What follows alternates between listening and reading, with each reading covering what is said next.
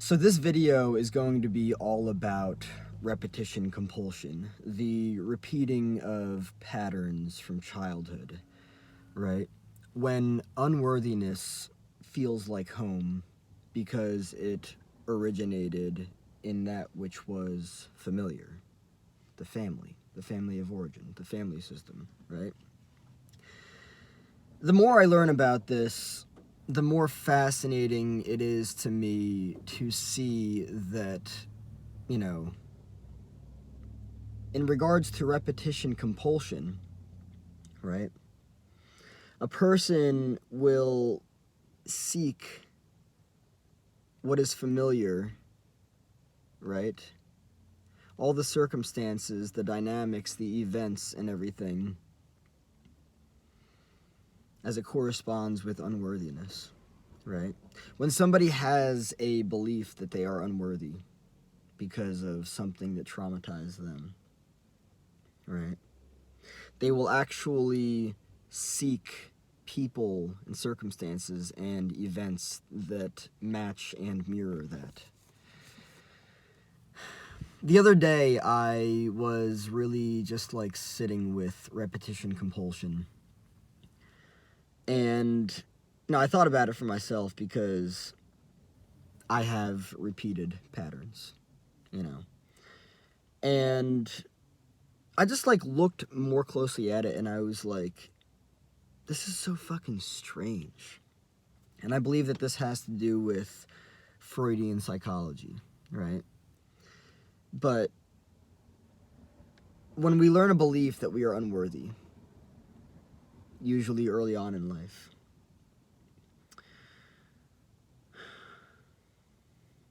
we create dynamics. We seek people and experiences that reaffirm that. It's kind of strange, you know? Like, I ask myself, do I want to feel unworthy? And right off the bat, the answer is no, of course, right? That doesn't mean, however, that I don't set myself up with dynamics that remind me of the unworthiness that I learned about myself. Not true, of course, but that I learned about myself. I think it's fascinating that I made a video, I would say about a week and a half ago, all about how, like, if you were to take a fully conscious adult that has healthy boundaries and everything and put them with a family system where there is chaos and where trauma is, I mean, of course, no child comes out of childhood unscathed or unmarred or anything like that, but,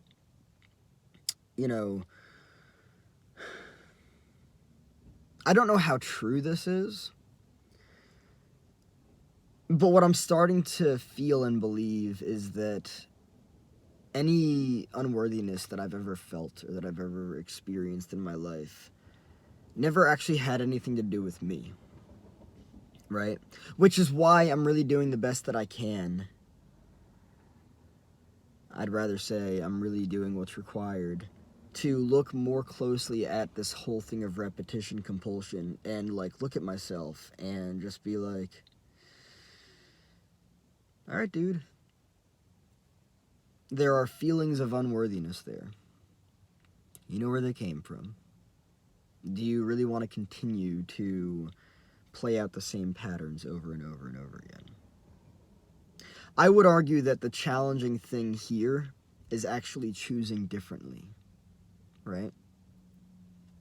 Repetition compulsion. When somebody repeats a pattern, it's because they have a very specific structurized, I don't even know if structurized is a word, but I'll just use it. They have a very specific structurized, like, attraction towards something, right?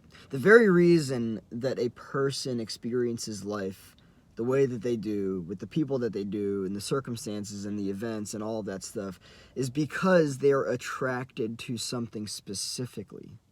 If a person ever finds themselves in a relationship with somebody that mirrors that sense of unworthiness, It's because they're attracted to that, and it's because there was something that happened in childhood that is creating that same that established that dynamic and that attraction to begin with. They're just playing it out again, you know? So I think kind of like the challenging thing is to choose differently. And maybe I'm wrong. I don't know. But I would say that that's my experiences. That's what I feel. It's just wild that unworthiness can feel like home because a person learned a belief early on in life as a result of that which traumatized them, that they're not worthy, that they're unworthy. And it's interesting too. It's even more kind of like funny and ironic because like they'll find themselves in conversations with the people in their lives that reiterate that, right? Those people will say to them, "You're not deserving of this. You're not deserving of that. You're not worthy of this. You're not worthy of that." Just reaffirms the hardwired beliefs in their minds of unworthiness. Okay, this experience with this person is right for me because I learned a belief earlier on in life that I'm unworthy, and so therefore they're telling me that I'm unworthy. So this person must be the right person for me. When unworthiness feels like home, it feels like home because it was learned as a hardwired belief earlier on in life, and then the person or people in that person's life that learned that belief are reaffirming it to that person by literally telling them that. Or not only that, but also doing things that show the person that they are unworthy, right? If that person is in a relationship with somebody and that person goes out and doesn't call them or whatever it is, right? They don't follow through with the needs of that person. When that happens, that person continues to believe that they're unworthy, but then they keep that going on because it reaffirms the belief that they are unworthy, which just, again, repetition compulsion, repeating a pattern, right? It's so wild to me that a person can learn a dynamic and a belief of unworthiness earlier on in childhood, right? Which, again, it's not true. It's an illusion. It's not true because it has nothing to do... It never had anything to do with the person and only with the person who traumatized that person, right? But they'll learn that belief of unworthiness and then they'll go out into the world and they will seek based on that because it feels like home, right? And then all of the things will follow that, you know, the days of sadness and crying, the self-loathing, the self-fucking hatred. It will all reaffirm the same thing, and then those patterns of behavior will be seen by the other people, and then that will continue to attract like energy. It's wild to me. Repetition compulsion, repeating patterns, because a belief is learned, and then that belief rules the person's life. Nobody is really unworthy. Yeah, I'm really just like talking about like just like stepping outside of the matter of like good and bad or good or bad people. Just like when a person learns unworthiness, I would argue that it's an illusion because it has nothing to do with the person. No, from birth, there's no such thing as unworthiness. Like you're like a person is worthy. Like, they don't have to do anything. Like, the baby is wide-eyed, like, just, you know, doesn't know anything. What does it have to do to gain anything? Nothing. It already has it because it's worthy, right? But then, a belief comes along of unworthiness and shatters that baby's psyche, right?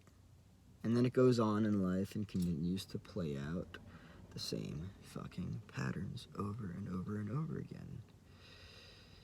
Especially when unworthiness feels like home.